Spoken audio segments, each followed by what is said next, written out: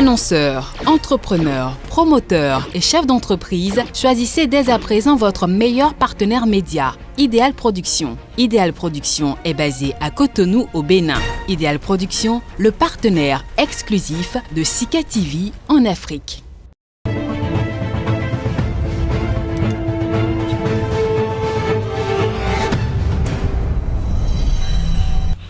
Pour le tout premier rendez-vous comptant pour cette semaine et en même temps, dernier rendez-vous pour le mois de mai, nous recevons pour vous Kodjovi Ametonon. Kodjovi Ametonon, bonjour. Bonjour Joël Tondi, bonjour également à nos amis téléspectateurs. Pour ce premier jour, qu'y a-t-il de spécifique?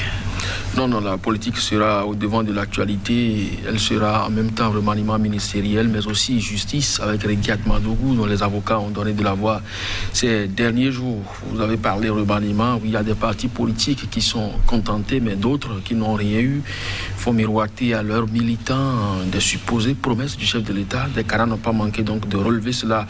Ailleurs également, ceux qui sont partis ont-ils été à la hauteur des attentes des personnels aussi bien administratifs que techniques?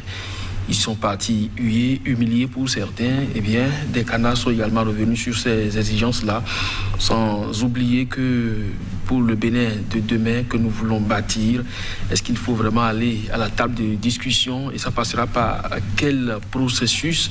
Eh bien, des propositions sont également faites dans ce sens. Je crois que le menu est suffisamment riche, aussi bien en qualité qu'en quantité ce matin.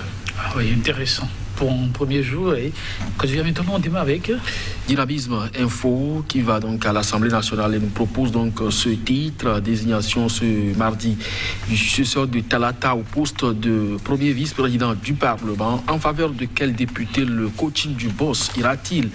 Je demande dans ce journal. Et puis procès Madougou. Et pour faire lever les soupçons de détention arbitraire, il faut que la justice puisse situer sur son calendrier, préconise ce journal, et puis laisser sur le carreau lors de la formation du gouvernement les alibis de l'autre partie satellite de la mouvance pour faire miroiter sa prise en compte prochaine.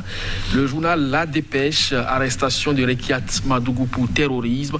Maître Veil dénonce la vacuité d'un dossier monté de toutes pièces et puis appelle à l'unité des talons.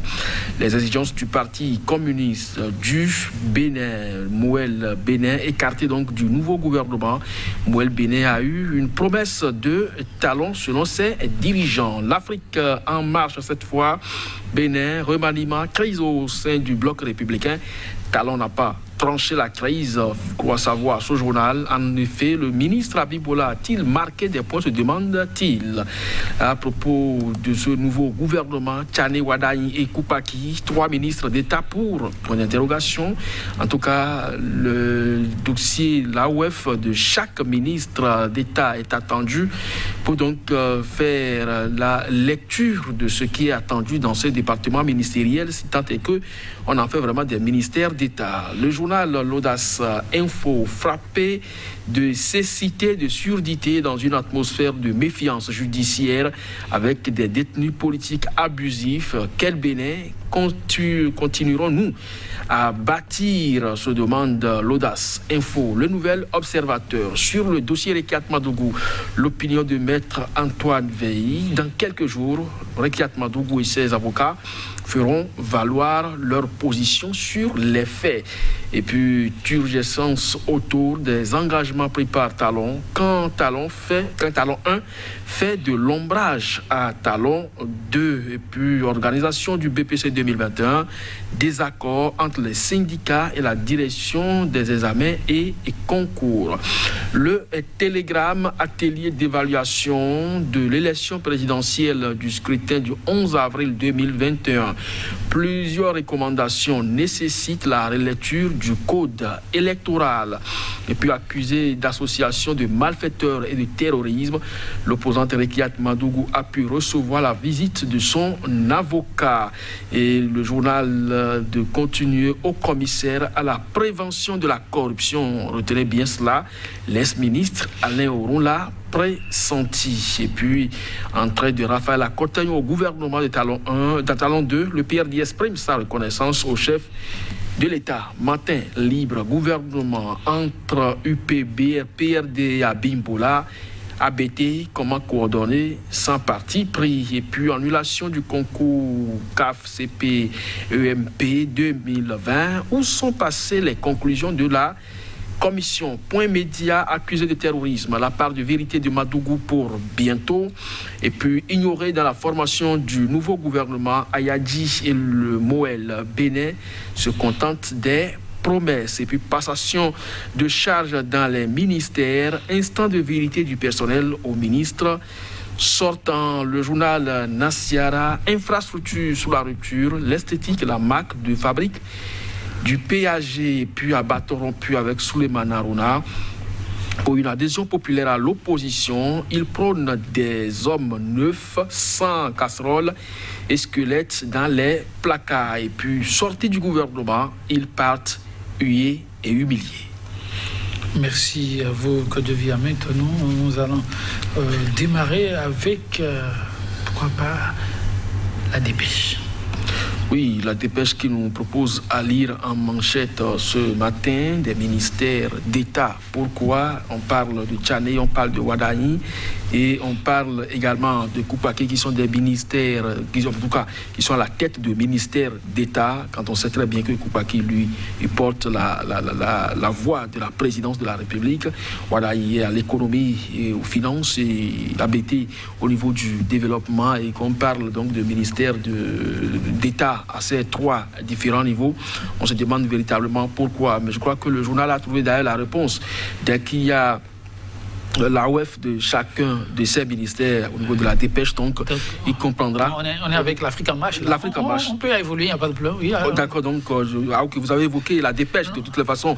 Donc vraiment, on n'a qu'à évoquer avec le ministère donc, pour dire simplement que oui, dès que les AOF seront donc rendus publics, chacun fera donc une idée de ce que effectivement ces ministères sont utiles pour servir donc de ministère d'État. Alors vous avez parlé de la dépêche, on y revient avec sa manchette.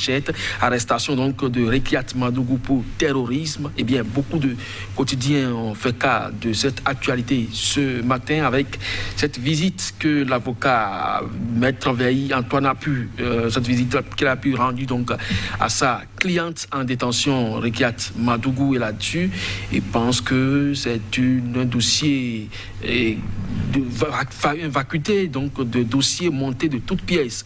Alors, je crois que les jours à venir, un peu comme Dynamisme Info l'a su bien proposer ce matin, eh bien, vont nous édifier parce que là-dessus, il faut que la justice quand même puisse situer les uns les autres sur le calendrier du déroulé de ce procès afin que l'on cesse donc de se faire des procès d'intention, puisqu'au niveau du gouvernement, on reproche quelque chose à Dame Rekiat Madougou, c'est la raison pour laquelle elle est arrêtée, mais quand ses avocats montrent que c'est un dossier complètement vide et monté donc de toutes pièces, il faut donc que la justice tranche la question, mais à quand donc le procès?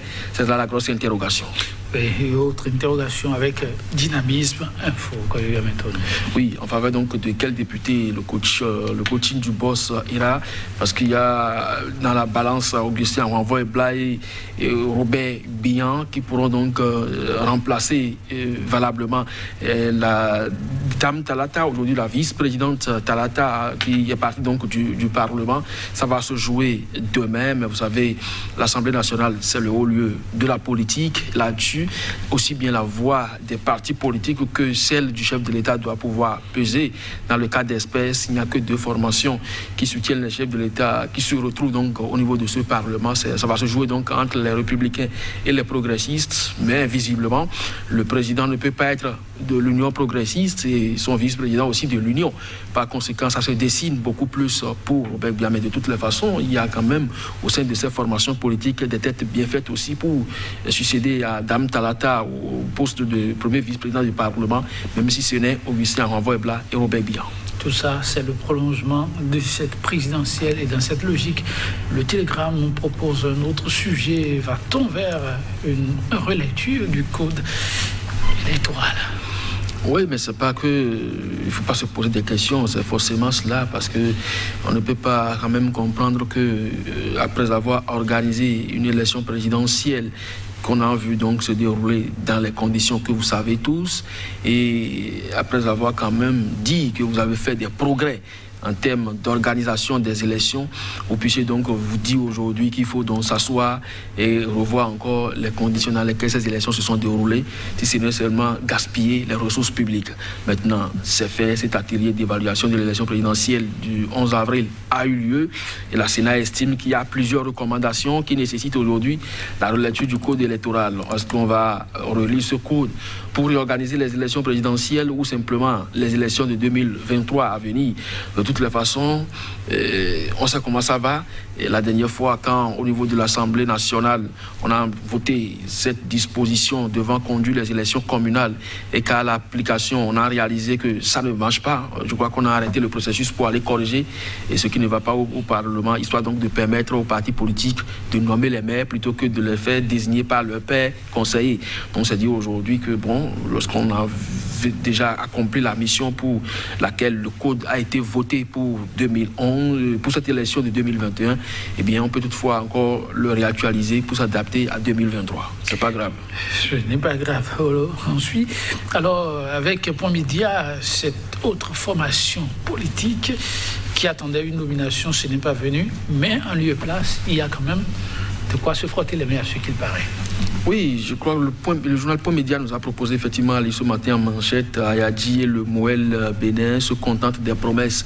Oui, mais il y a aussi que le journal Dynamisme Info a proposé autre chose à lire ce matin, donc des alibis de l'autre partie satellite de la mouvance pour faire miroiter sa prise en compte prochaine. Alors lorsque vous n'êtes pas là, c'est que vous n'êtes pas là. Et le chef de l'État a été on ne peut plus clair. Je ne fais pas de clientélisme politique.